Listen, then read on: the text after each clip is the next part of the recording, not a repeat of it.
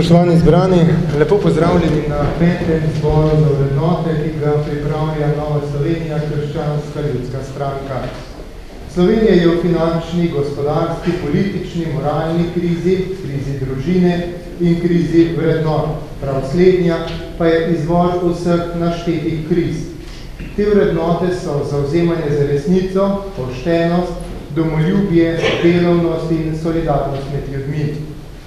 Spoštovani zbrani, s temi besedami je pred nekaj meseci predsednica Nove Slovenije Ljudmila Novak predstavila zbor za vrednote, na katerem vas danes lepo pozdravljamo.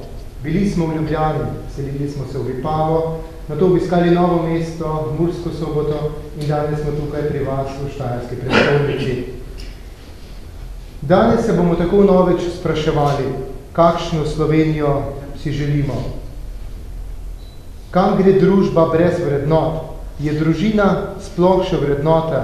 In tudi, kakšno šolstvo imamo? Vse to in še več nam bodo na ta vprašanje pomagali odgovoriti moji današnji gostje. To so poleg predsednice Nove Slovenije še Ljudmila Novak, podjetnik Pavel Edinek, psihiater dr. Jože Magdič, psiholog in pedagog magister Aco Prosnik, moralni teolog dr. Ivan Štuhec, in pa predavateljica, doktorica Alenka Švec. Spoštovani gosti, lepo pozdravljeni in vas vabim, da se mi pridružite.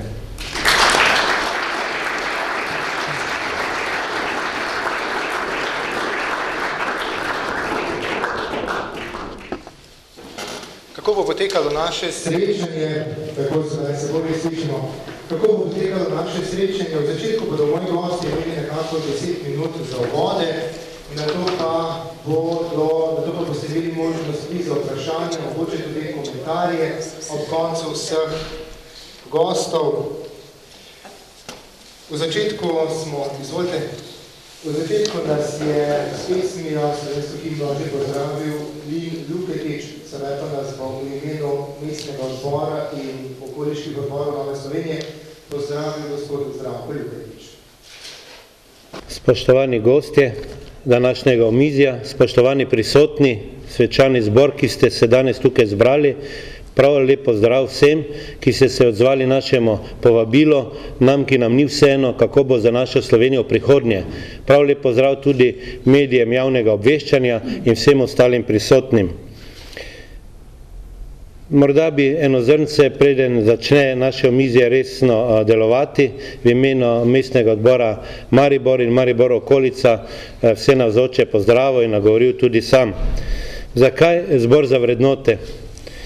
Ko smo leta 90 začeli in smo pričakovali vrednote in dragoceno žlahtno Slovenijo, ko norčevanje iz absolutne resnice imenujemo pluralizem, ko podpiramo perverznost in to imenujemo alternativni način življenja, ko izkoriščamo siromašne in to imenujemo loterija, ko zanemarjamo potrebne in to imenujemo samoohranitev, ko smo nadgradili lenobo in to imenujemo sociala, ko zlorabljamo moč in to imenujemo politična spretnost, ko zasmehujemo vrednosti naših prednikov in to imenujemo prosvetljenje, ko smo grabežljivi do posesti bližnjega in to imenujemo ambicija.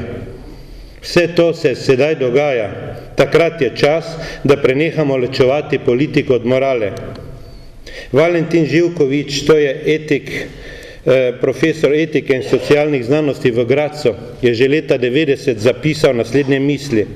Za obnovo vrednot in politične kulture so stranke in funkcionarji le deloma odgovorni.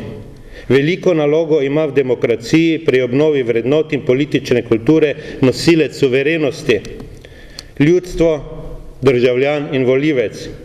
Tomaž Akvinski pa zapiše: Ne zadostuje za srečo, da je človek Bogu podoben po moči, če mu ni podoben tudi v dobroti. Najdemo danes to zrno dobrote. Prijeten večer in klene misli za prihodnost Slovenije vam želim v imenu mestnega odbora Maribor in Maribor okolica.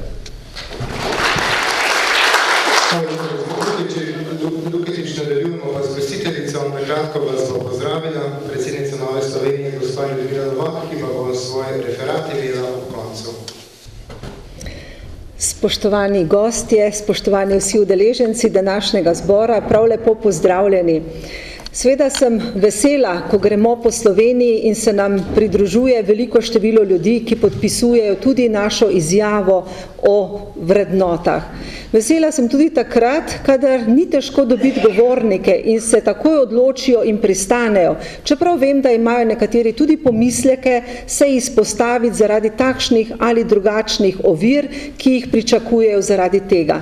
Pa kljub temu vedno dobimo dovolj pomembnih gostov, tako kot tudi danes, in se vam še posebej zahvaljujem, da ste sprejeli naše povabilo. Želim vsem skupaj, da bi danes razmišljali o tem, kakšno Slovenijo si pravzaprav želimo, kakšno smo pričakovali pred 20 leti, pa sedaj ugotavljamo, da ni ravno takšna, in pa seveda, kaj lahko mi naredimo kot posamezniki, da bi vendarle bila drugačna, boljša, kot si jo zagotovo vsi tudi želimo. Tako da prisluhnimo našim gostom, potem bomo dali tudi vam besedo, tako da bomo lahko skupaj razmišljali. Začeli pa bomo z našim prvim gostom, to je gospod Pavel Ledinek, rojeni bil leta 1939. Je solastnik in direktor podjetja Ledinek s 300 zaposlenimi. Kot gimnazijec je pomagal v solarski delavnici, ki jo je vodila njegova mati, in izdelal prve stroje za solarje, ki so še danes v uporabi v Sloveniji in sosednjih vinorodnih državah. Po opravljeni maturi se je vpisal na strojno fakulteto v Ljubljano. Po diplomi je postal samostojni obrtnik v prostorih solarske delavnice. Izdelovali so prve sode za sodarje, nato manjše kombinirane stroje za vizarje. Zaradi velike želje po inovativnosti in vlaganju v razvoj pa izdelovali tudi industrijske stroje za obdelavo lesa, ki sodijo v sam svetovni vrh. Svetovno patentiran stroj, rotoles in nove tehnologije za obdelavo lesa v zadnjem obdobju pa dajo poudarek na sodobnih tehnologijah obdelave lepljenega lesa, uporaba katerega v podjetništvu iz leta v leto narašča, saj gre za okolju prijazne tehnologije. Gospod Pavel Ledinek je bil tudi dober športnik, je dobitnik naziva najboljši atlet Maribora za leto 1956 in večkratni mladinski državni prvak v metu kladiva. Leta 1986 je bil pobudnik in soustanovitelj prvega zasebnega podjetja v Jugoslaviji, bil pa je član prvega parlamenta v samostojni Sloveniji med leti 1990 in 1992. Gospod Pavel Ledinek, beseda je vaša.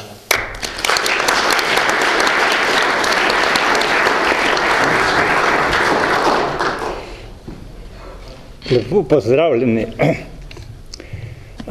Odzval sem se prijaznemu povabilu gospe Ljudmile, ki jo srečujem v medijih in cenim njen kleni, jasen dialog z kakršnim koli sogovornikom ali nasprotnikom. Počaščen sem, da me je povabila kot podjetnika, ki je svoje življenje posvetil pravzaprav temu, da bi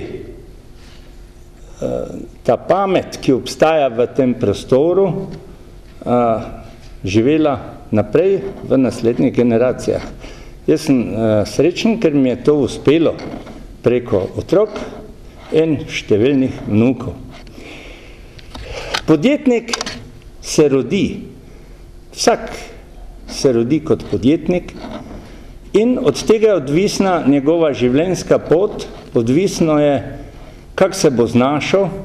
Ko gledamo te filme o naravi, vidimo, kako neizprosna je tale borba za obstoj ki je pa v svetu, ki ga človek nima direktno pod komando, zelo logična in poštena.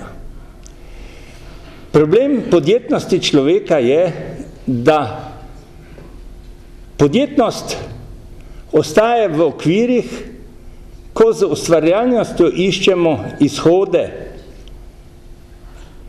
da bi nekaj dosegli, ne pa z tem, da bi s pohlepom iskali samo bližnje poti. Jaz sem imel srečo, da sem se rodil v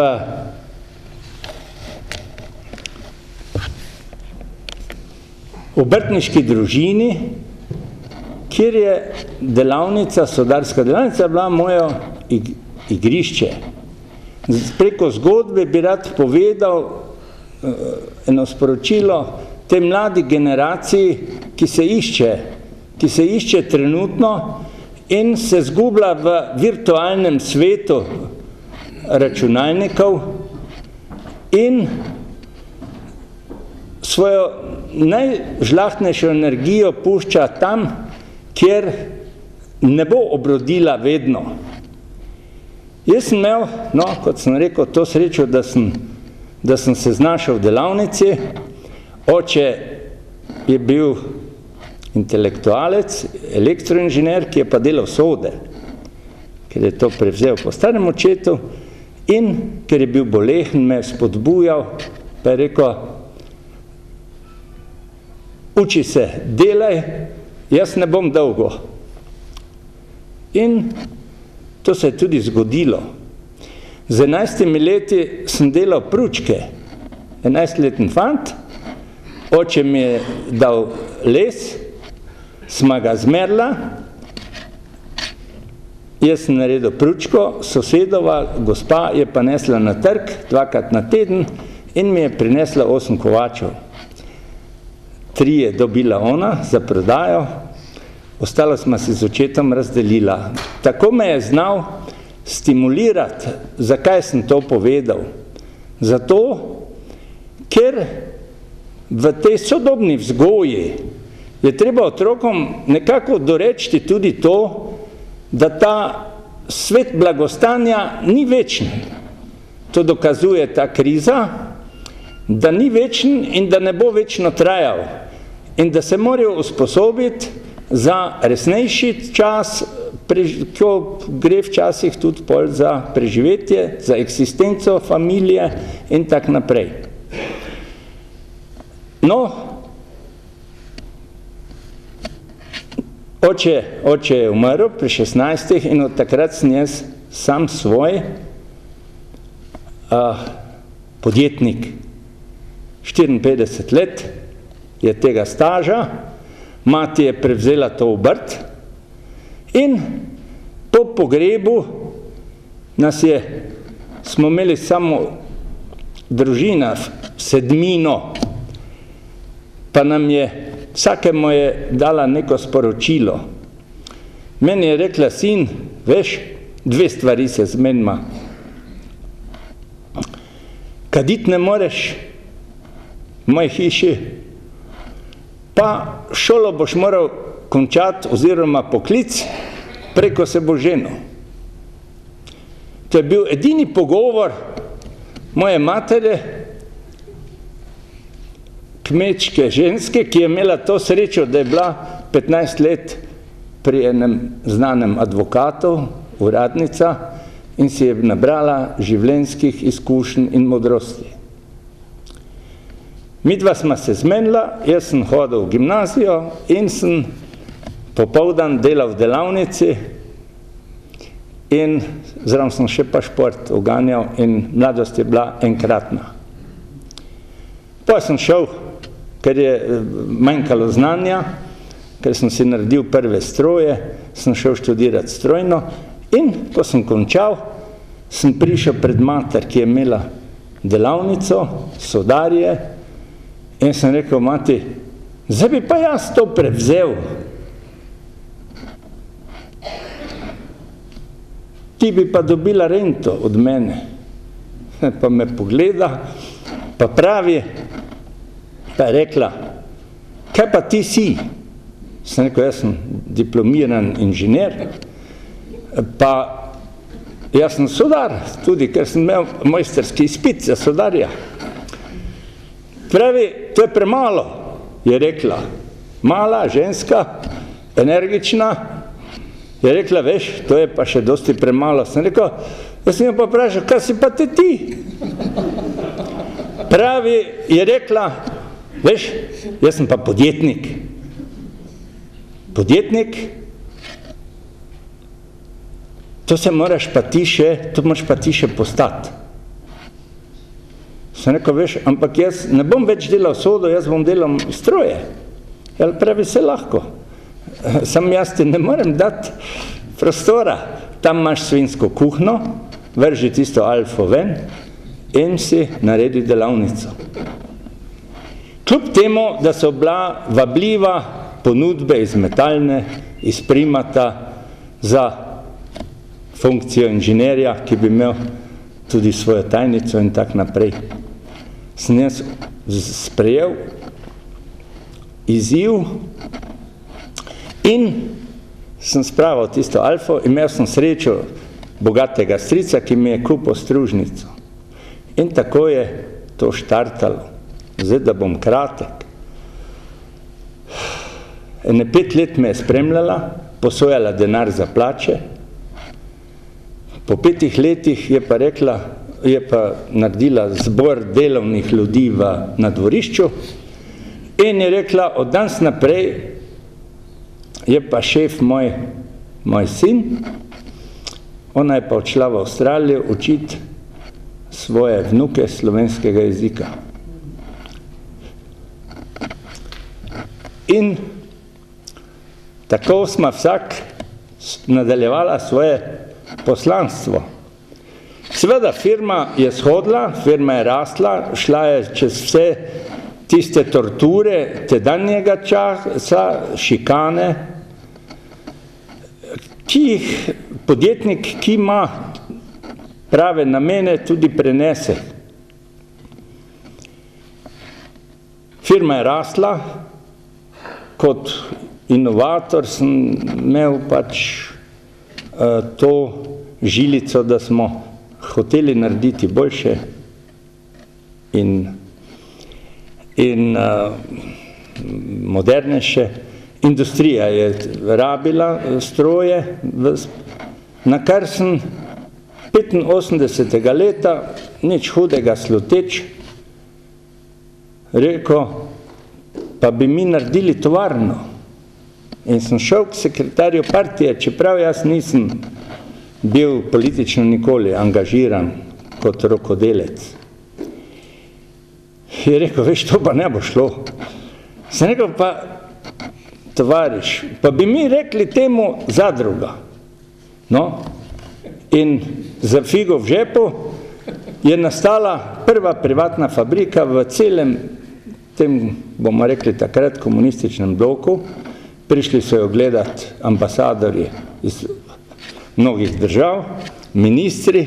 Bila je vroč kostan, na katerem so se lomila kopja.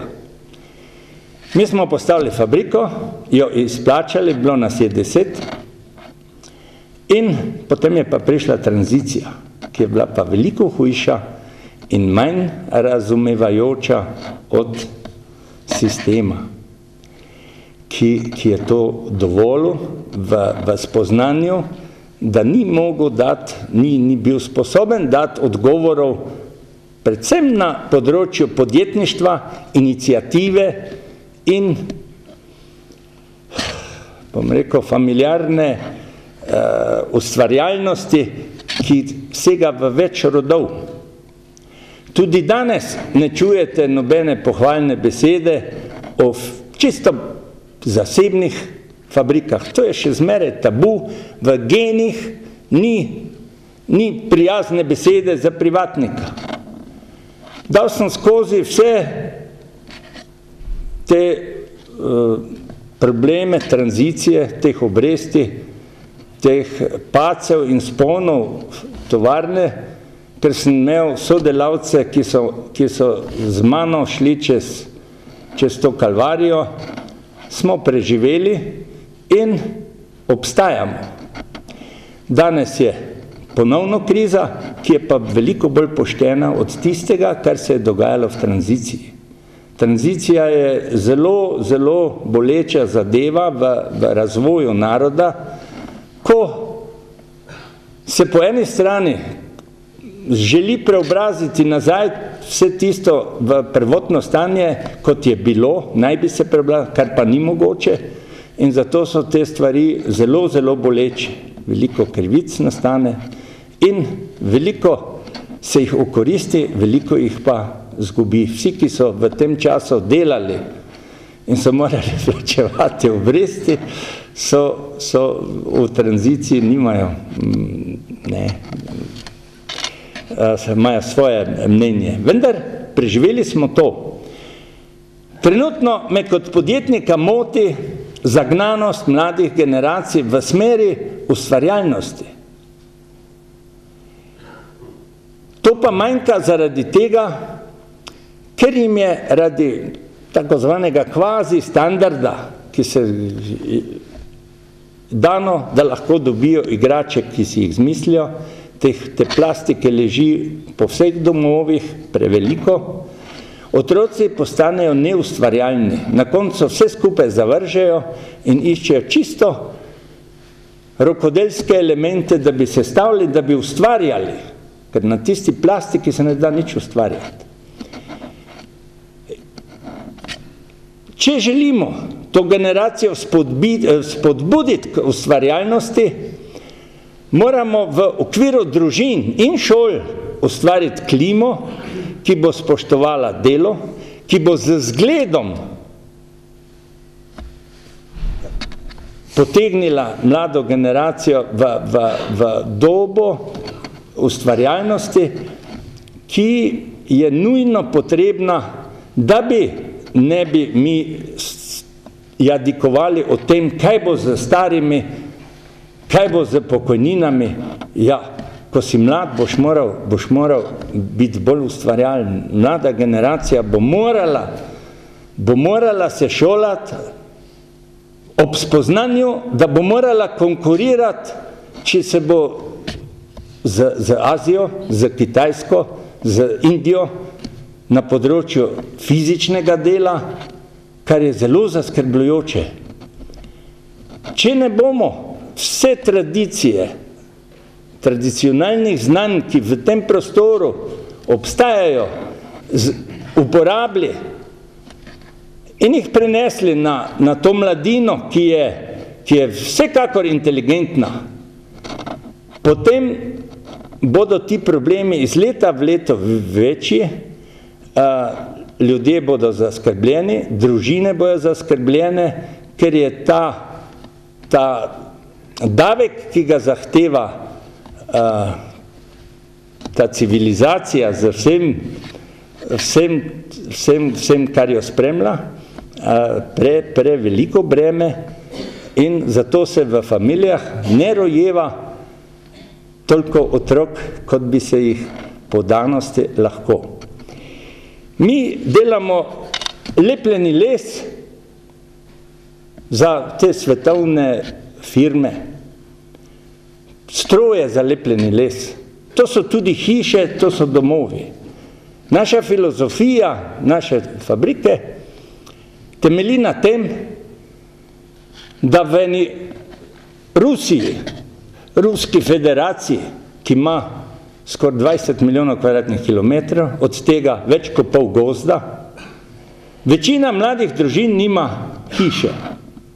Ne ve, kaj je privatna hiša, zato mislimo, da bojo, če bo prevladala modrost in razum, morali politični veljaki reči, postavimo na noge družino bomo postavili na noge tak, da bomo investirali v domove mladih družin in njihova negativna nataliteta, ki znaša 700 000 na leto, bo možno presežena. Tudi Slovencem se nam ne piše dobro.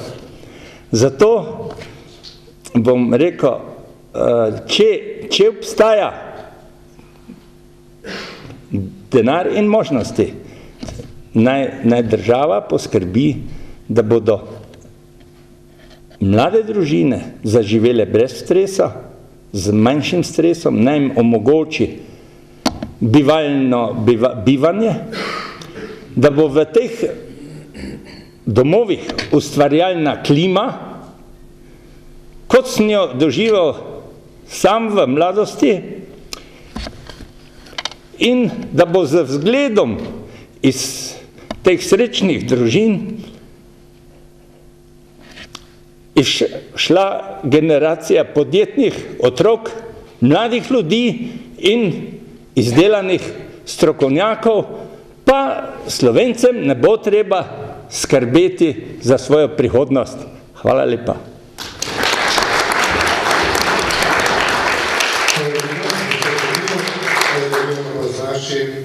Drugim gostom, to pa je magister Aco Prosnik, rojen je bil leta 1945 v Slovenskih Konjicah, dela kot klinični psiholog in direktor svetovalnega centra za otroke, mladostnike in starše v Mariboru že 41 leto. Je magister klinične psihologije, specializiral se je za in bil tudi predavatelj na Pedagoški akademiji v Mariboru. Med leti 2000 do 2004 je bil predsednik Zveze društva za cerebralno paralizo Slovenije Sonček v Mariboru. S ponosom povem, da ima družino, 2 otroka, pa sta že odrasla. Magister Aco Prosnik, prosim.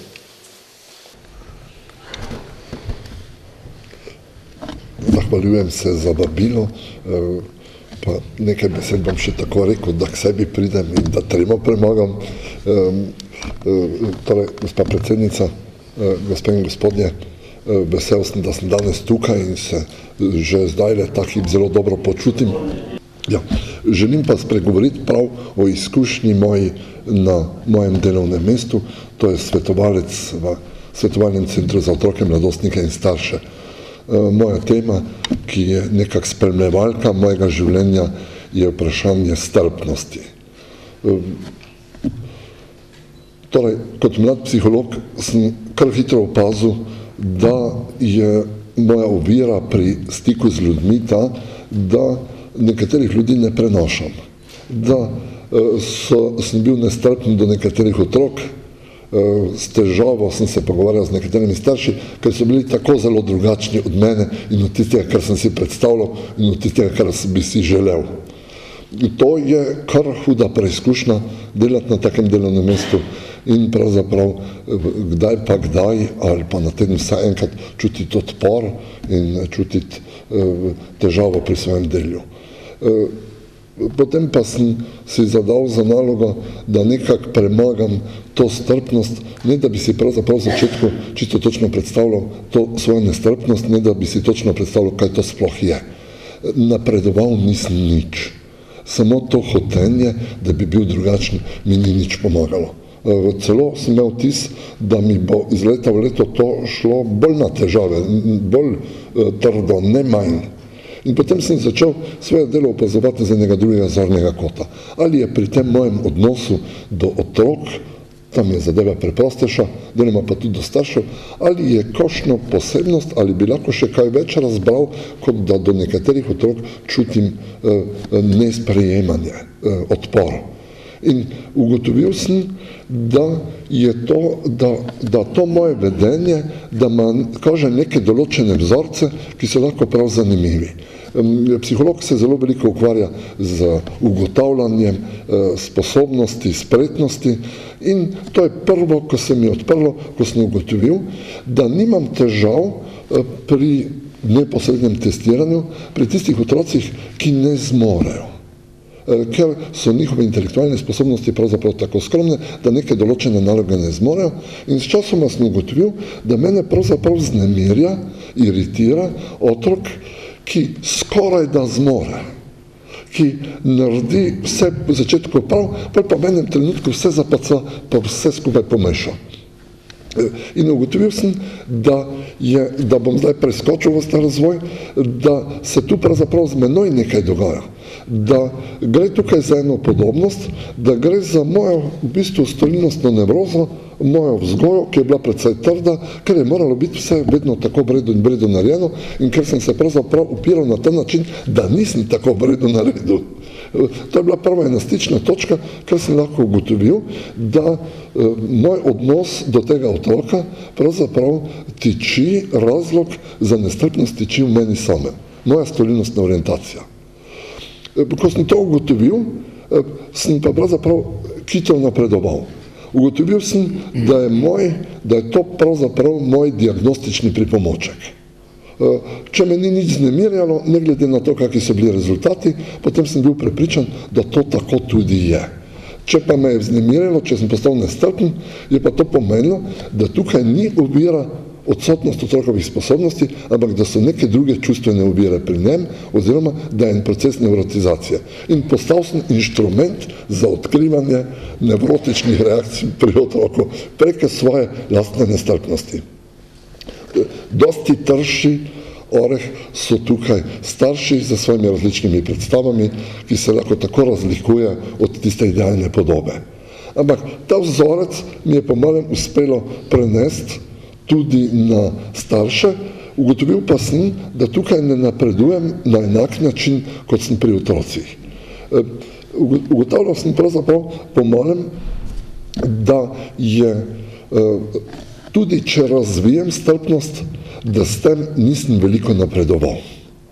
Da je strpnost, ki je potem v nekem določenem obdobju postala neka splošno razširjena fraza, zelo pogosto uporabljena do enih različnih skupin, tudi do otrok s posebnimi potrebami, do invalidov, do drugih ras ali karkoli, da je izraz zelo, zelo nepopoln in da je treba biti pravzaprav do njega kritičen.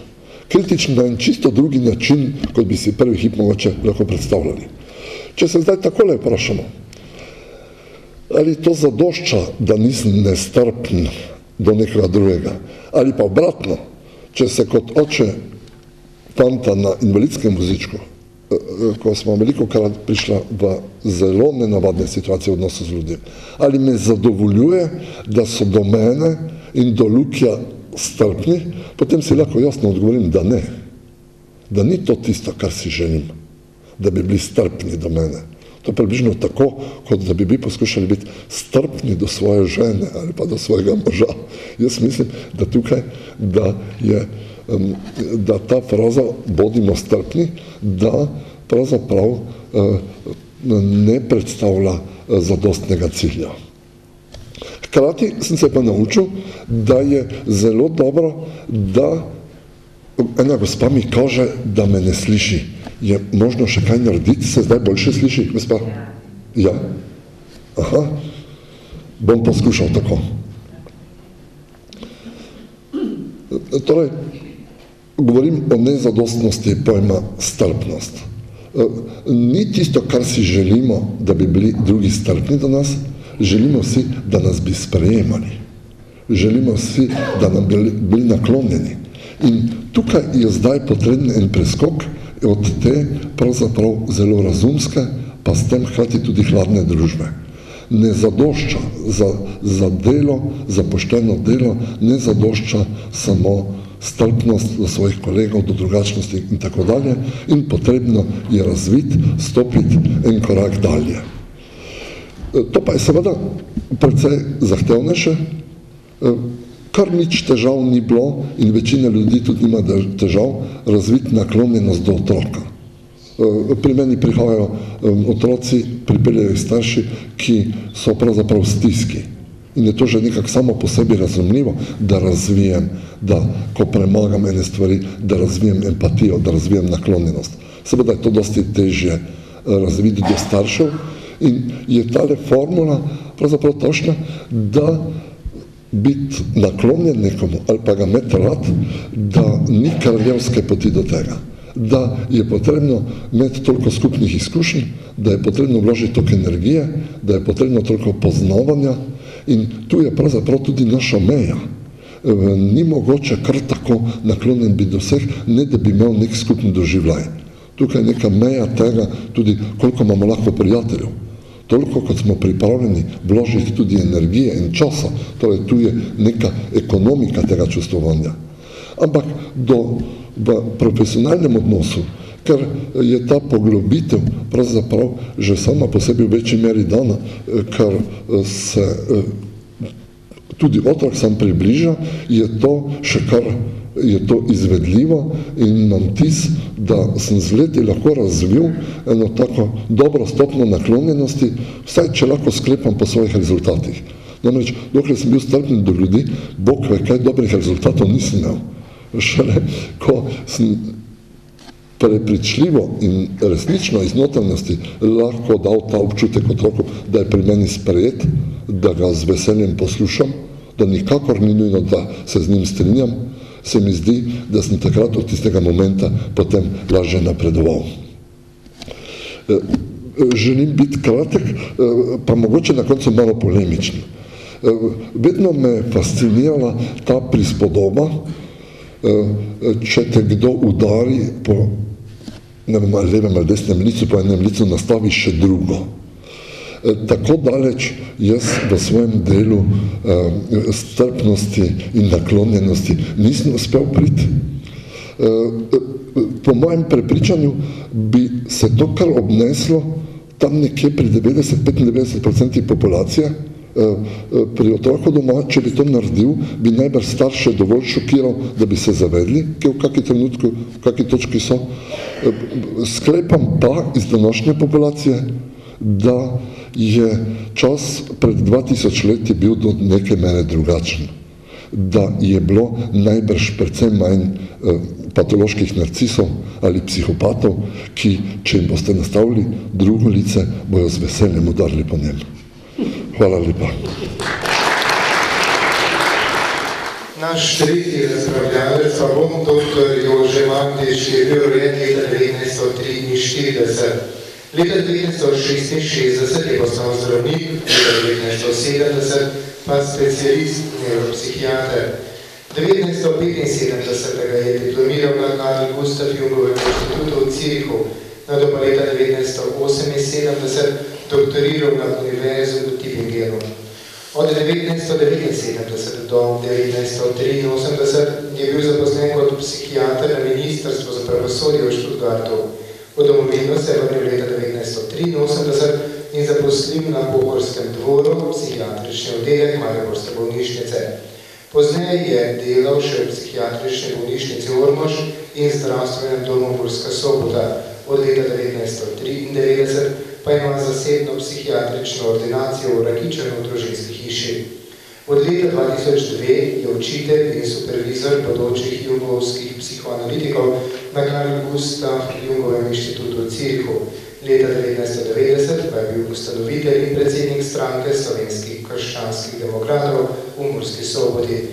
Bil je tudi Demosov poslanec v prvi sestavi samostojne Slovenije. Je poročen, oče 3 otrok in dedek 3 vnukinja. Hvala.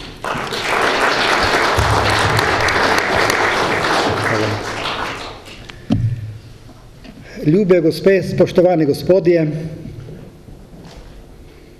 cenjena Ljudmila Novak, hvala za povabilo.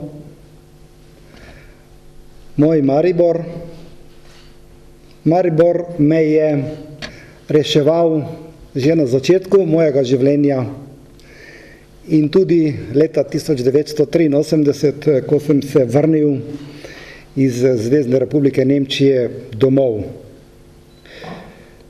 S tem hočem samo povedati, da je ena od pomembnih vrednot Slovenije, da se med seboj imamo radi, da se med seboj spoštujemo in da vsaka, bi človek rekel, pokrajinica te prelepe Slovenije najde svojo identiteto in spoštovanje s strani druge. Zakaj je Maribor ena od pomembnih besed začetkov mojega življenja? Odgovor je čisto enostaven. Moj oče je bil kmet in je pač po domače rečeno švercal. in seveda švercajo v Maribor. In kaj bo rekel za tiste čase, ki jih je že opisoval gospod Ledinek, kaj bo rekel, zakaj nosi to kašo, ajdovo, pšenično, zrnje, moko, proseno in tako naprej, šunke iz Prekmurja v Maribor. Enostavno, ko ga je ustavila patrolja, kontrola, miličniki takratni, je rekel, sin je bolan, peljem ga k zdravniku v Maribor in pač doktorju nekaj moram dati. Na ta način sem neštetokrat v zimskih nočeh že potoval z očetom v Maribor in bil na mariborski tržnici in hvala Bogu sta se oba dva zdrava vrnila domov. Tako da, torej, kar se tiče Maribor, moje mesto, naj mi ne zamerijo tisti, ki se še zelo intenzivno ubadajo s pokrajinami in jaz kot čistokrven Prekmurec rečem enostavno, Maribor je moje mesto in če bi jaz odločal o pokrajinah, potem bi enostavno bila samo ena pokrajina severovzhodne Slovenije in sicer z glavnim mestom Maribor.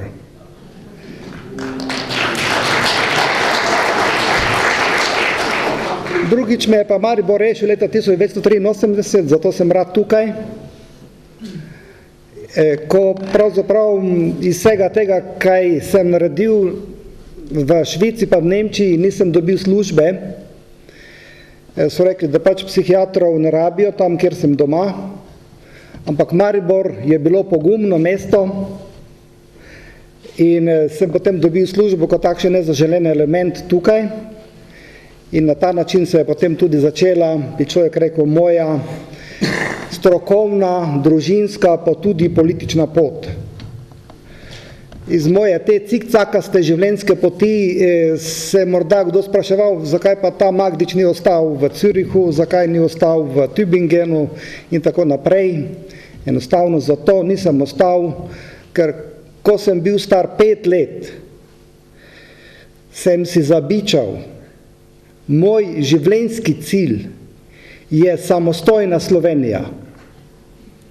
Če ne uresničim ta cilj, to se pravi, če umrem, da Slovenija ne bi bila samostojna, potem sem zgrešil smisel tega življenja. Zato lepa samostojna Slovenija.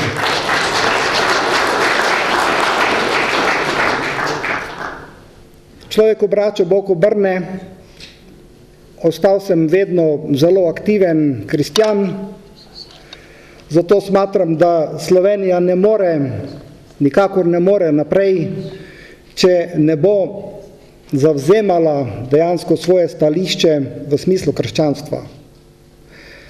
Kot psihoanalitik imam ljudi, ki se imajo iz teh področij za budiste, za hinduiste, pa ne vem, karkoli, ampak potem jih pa kje ujamem, spoštovano občinstvo, ujamem jih na krščanskih sanjah.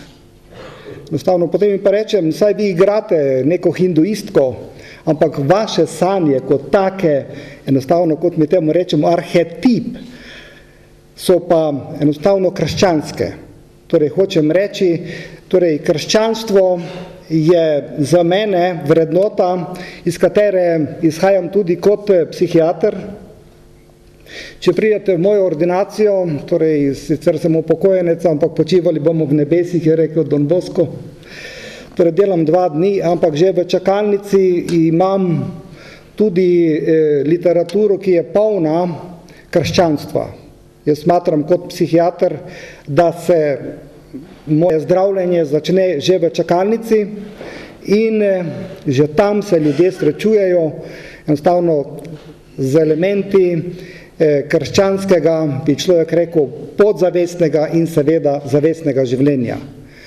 Marsikdo mi sicer v agresiji zmečka krščansko literaturo, jo spet malo poravnam iz principa, ne dovolim, da bi pristala v košu in ravno zato, ker je zmečkana, jo dam zopet častno na mizo v moji čakalnici. Dosti jih pa vzame sabo in so prav veseli, da berejo.